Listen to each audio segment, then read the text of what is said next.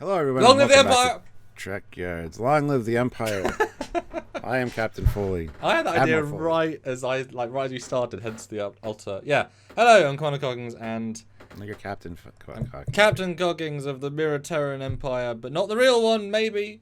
Sort of. Ooh, yeah. The question we posed today is because the Giorgiou thing and everything that happened that was alternates in her little test from the Guardian of Forever in the Terran universe, or Terra as it's called, is there a separate timeline created as a result of that, an alternate timeline, if you will, or was it all just tapestry type vibes where it didn't really happen? Unless tapestry is also, see, that's another discussion altogether. Was it just a test, or is it continuing on without her? Well, he does call it a test, but what does that mean to a being of this power? But he also says there's an alternate version of you dying in a mirror universe right now. Like, That sounds unfair. They create a clone of her just to then kill her. Anyway, but let's jump back a second, Stu. Before we jump to this episode of Discovery, I want to talk about the previous mirror universes. Now, obviously, we got the TOS one, which was the mirror universe, and then was followed up on in DS9, which was the future mirror universe, so there was no confusion. It was just the mirror universe. Great. Then we got Into Mirror Darkly, which is the best episode of Enterprise, probably. But that episode showed us the continuation of the Defiant storyline from TOS, where the USS Defiant goes back in time into the mirror universe, taken by Archer and then by Hoshi, and reframes the Empire. Now, the thing about that, though, is that if TOS Connies were introduced 80 years earlier, then does TOS mirror make sense? So straight away, Stuart, in your mind, are those two versions of the mirror universe different? I don't think CBS thinks that, because, boy, they've never said that. But where does that lie? Like, can you make that make sense? First of all, I never really considered it too much, but it does make sense that there's a different mirror universe as of that moment that Hoshi took over as Emperor, because she does have that advanced future tech of the Defiant. And not the Defiant from Deep Space Nine, in case anybody's confused by that. I mean, there are pictures on the screen, guys. You know it's Defiant. But yeah, I know, but first I want to clarify. Because a lot of people listen to us and don't watch us. It's true. Anyway. Not that Defiant, that Defiant. So the Constitution class Defiant. So yes, technically, having that ship, reverse engineering things on it, sure, it'd be the flagship for her for a while, but they would eventually start using that tech and reverse engineering it and starting to build their own. So you'd imagine by the time of Mirror, we wouldn't have a Constitution-looking class Constitution at all. It would be totally different. And that, even taking that into account, the fact that the Defiant that went across to the mirror universe in Discovery looked completely different because it's a visual reboot, even though it shouldn't be because it's supposed to be Prime. Obviously, Disco's its own universe, so there's also an alternate. Anyway, who knows? There's many mirror universes, I guess, is my answer. And it's not as if we know that the episode Parallels shows a billion universes, so we know there is. But that doesn't mean that CBS considers it, because when CBS says it is or isn't, then the logic of how things connect is important. Because if they're all alternate mirrors, then you can no longer have like a poster saying, now in the mirror universe. It's like, well, which one? The Enterprise one, the Discovery one, the TOS or future TOS? Like, it becomes confusing, whereas they've always held it's been one mirror universe and therefore easy branding. And again, just to clarify for the audience, when we see the Defiant in Discovery, it's part of the records of how they sort of either view it now or where it's been modified.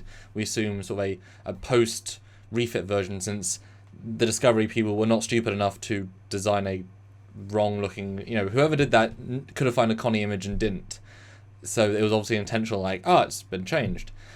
So for me, it's a hard retcon even just to put TOS Enterprise together, because, yes, that tech would be so drastic.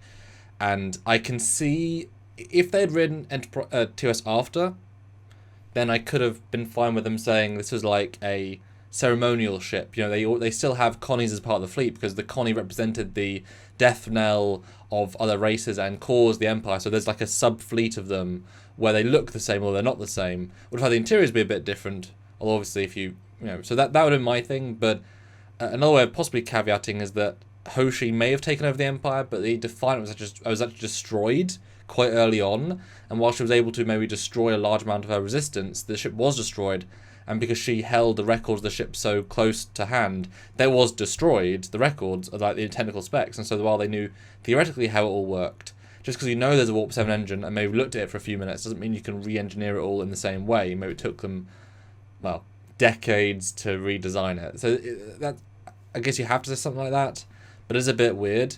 Then also you have the Discovery Mirror Universe, which, I mean, the Shy one is infinitely more technologically advanced than anything in TOS, but that's because they're using Discovery era tech. But then the same thing with the Shinjo shouldn't exist in the Discovery era because, in the Mirror Discovery, because they got the, by the time TOS Thonan's Web happened, the Shinjo was already like 50 years old, and so when it went back in time to the Terran Empire, why would they build a 50-year-old design in the databanks to be a ship that you design 50 years ahead of time? Doesn't make sense at all. I've done a video on it previously, so it does start to break down the more you use the Mirror Universe, unfortunately. And so the very concept of them being consistent is a bit daft. Now you can say TOS is the original, Enterprise is the alternate, which spawned the Discovery Mirror. That's kind of, you can make that link because the tech looks different. But then you've already got multiple mirrors, and then once you add this confusion of the multiple mirrors, do we even care if this is an alternate mirror again with Giorgio at that point? Yeah, we don't care. And the funny thing is, you say that the events of In a Mirror Darkly spawned the Discovery Mirror Universe, but at the same time, we saw a wireframe of what the Defiant looked like, and unless it was after changes that were made, well, I assume which we so. talked about. Yeah. Which we talked about. We did a video about that when we first saw it. I mean, that works, I guess. I have the feeling, the distinct impression that there is actually multiple mirror universes, much like our own, because we have the parallels as we saw in that episode. So I have the sneaky suspicion that there is changes going on there. I'm sure we're going to see. I'm sure we're going to see the mirror universe again at some point in Discovery. If they do another 4 or 5 seasons, I'm sure they're going to revisit that. They would really benefit from it, I think, if they did it well, especially if they go back to the mirror universe and everybody's still alive. It's like, oh, it's just clearly not the events of what happened after Giorgio came back. Just Giorgio disappeared and then there was a vacuum. Or if they go back there, Captain Killy is going to be the Emperor or something, because everybody else is dead, which would be kind of boring because you want to see all the alternate characters, right? So yeah, but I think it would be very difficult, and I can't imagine the writers, when they were designing these episodes, actually thought she actually went back in time and actually changed the mirror universe, and so if we ever go back it'll be that way, because then you couldn't have Discovery Season 1, which means you couldn't have Discovery Season 2 or 3. So I can't imagine they were genuinely thinking we're actually changing time. Because you can't. That's not how that works. So therefore, if we ever did go back, it couldn't be that one. There's no way, and I can't imagine they were thinking that. I wish they made it more clear. I know, as you said, he said, as in Carl, as in Guardian, said, another version of you is dying there. But what, did she put her consciousness in that woman's body? Because if she went through... Well, first of all, she changed outfits when she went through the mirror universe, when she went through the gateway, which is not how the Guardian works. So it wasn't her physical body which went through. That stayed on the ground in the snow because that's what. So first of all, it wasn't her physical body that went through time. We know that. It can't be. So presumably it was her consciousness that took over. But yet the bracelet went through. But the bracelet went through. But, I mean, that could just be addition onto her. He went through time. Why couldn't he add a bracelet? Or it could just be in her mind, because we said in our other video, how has no one noticed for 3 months that she has a bracelet from 31st century tech? So that could very well just be part of her brain, kind of like in Quantum Leap. Ziggy is not actually, or the guy's not actually there, even though he's there. It's just Al, thank you. It's just part of the communication network. So I could buy that, although very unclear. So it wasn't her physical that went back in time. So if it was her mind that went back, that's not how the Guardian works. So straight away, it's not just time travel. And then he explicitly says that body is still dying, which means that consciousness was taken out of that version of Giorgio and put into our version of Giorgio again. So at that point, you just murdered someone for the sake of a test, because it wasn't her life to lead.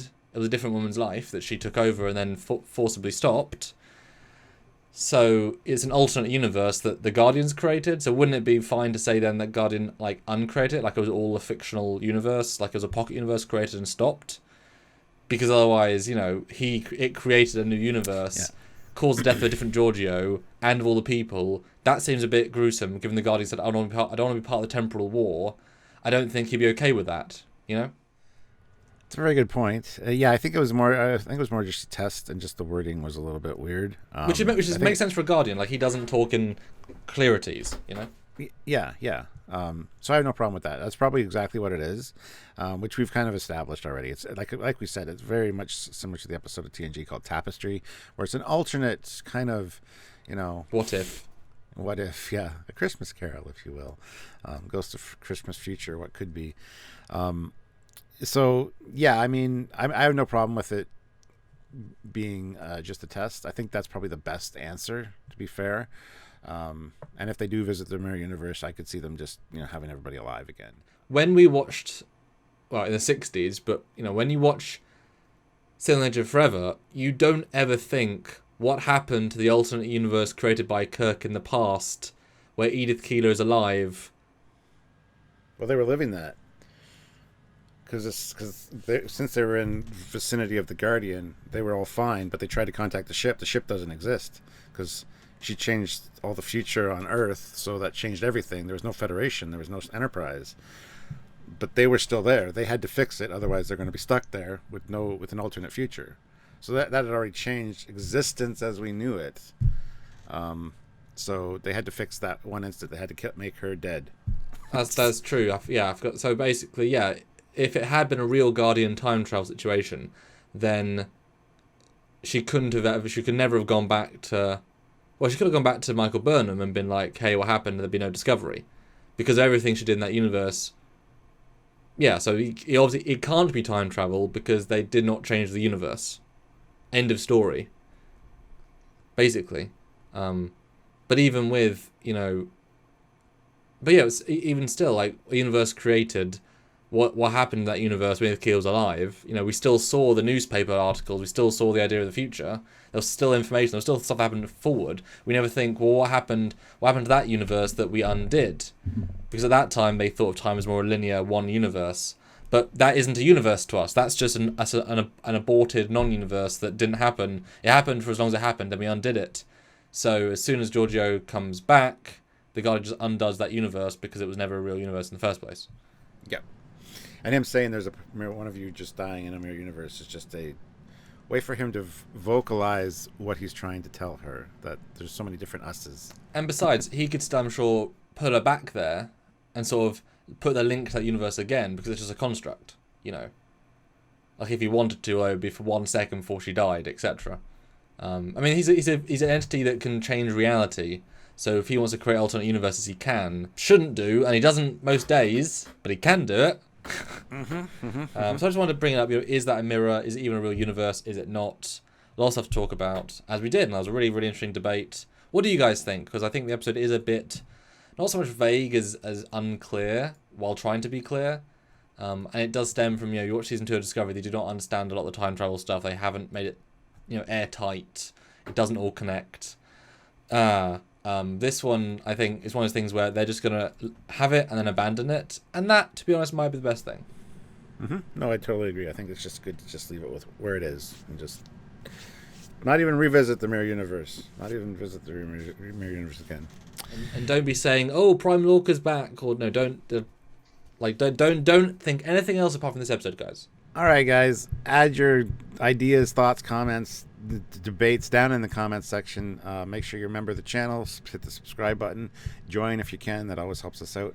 And click the notification bell icon to all so you don't miss any of the content. We have a lot of live debates like this as well, where you guys can join in and talk to us in real time, and we can have a discussion or debate, live on air. So you don't want to miss those. So make sure you're notified.